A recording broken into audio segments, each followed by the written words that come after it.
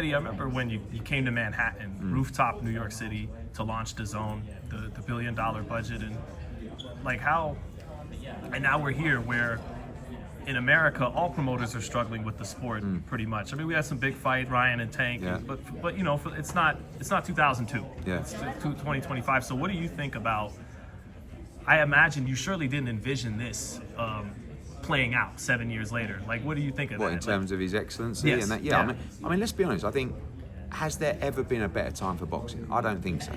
Like, in terms of what's coming up, and people say like, oh yeah, but you know, a lot of the big fights are going to Riyadh. So what? You know, for a long period of time, a lot of the big fights were just going to Vegas.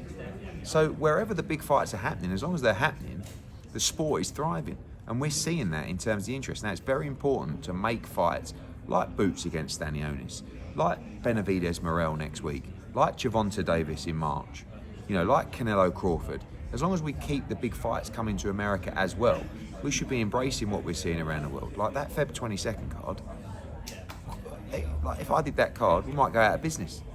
Do you know what I mean? It's insane. So is there a false sense of security by working in Riyadh season? Because, like you said, a normal business wouldn't even be able to afford the card. Of course it is, yeah, of course. And to turn a profit. Yeah, but that's why you got to keep your head.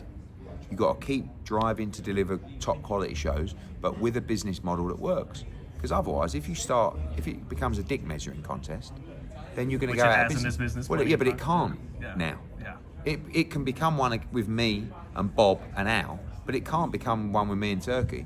You see, the difference with me is I'm humble enough to know, and I've got a big ego, but I'm humble enough to know this is another level. And I have no problem working for His Excellency.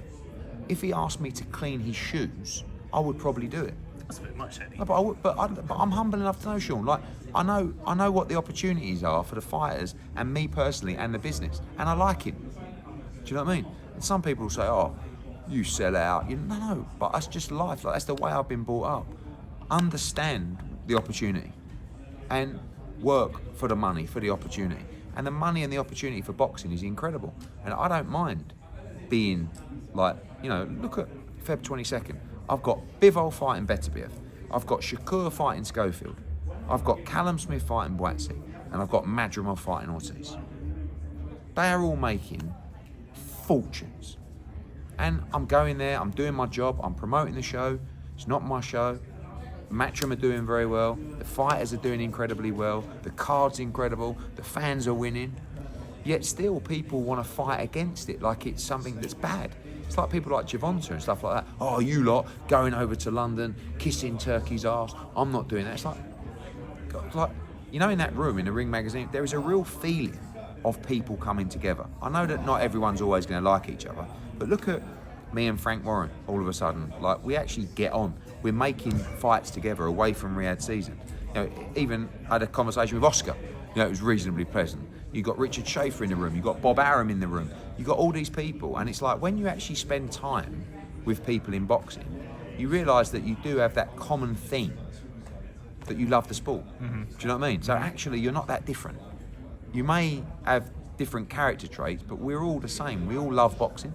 So we can all sit there and talk about the sport and the business, and I don't see the downside of what is happening.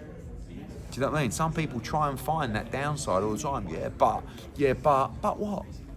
We're seeing the best fights. The cards are incredible. The fighters are getting paid unbelievable money. The promotional, the TV, the broadcasters are seeing incredible numbers. Great business for them across the pay-per-view. So they're investing more money into the schedule. Do you know what I mean? So, and I don't think it will last forever. But let's enjoy it. Be better off when it's all said and done? No, or will it be further removed from reality? No, but it might be. But then we go back. This is what happened. You know, when you go back to that press conference that I had on the rooftop, I had a massive budget, and I came out. I mean, I cringe now when I watch it back, but I was young and, like, you know, you got to put your balls on. You had the right idea. Yeah, but maybe. Yeah. But also, everyone else step up. Some people went broke. We were paying stupid money because we had a new platform, a new broadcast that no one knew anything about. But then, all of a sudden, the market readjusted. Yeah, DAZN said, right, we've got a foothold now. We're now no longer going to spend that kind of money on purses because we don't need to. And the market readjusted. If Riyadh season ends or Turki Alalshikh or Saudi Arabia decide we're done with boxing, the market will readjust again. That's just the, understanding the business and what you got to do. But certainly, if there was no Riyadh season, it would be terrible for boxing. It can happen, and it may happen, but let's keep it going as long as possible. And lastly,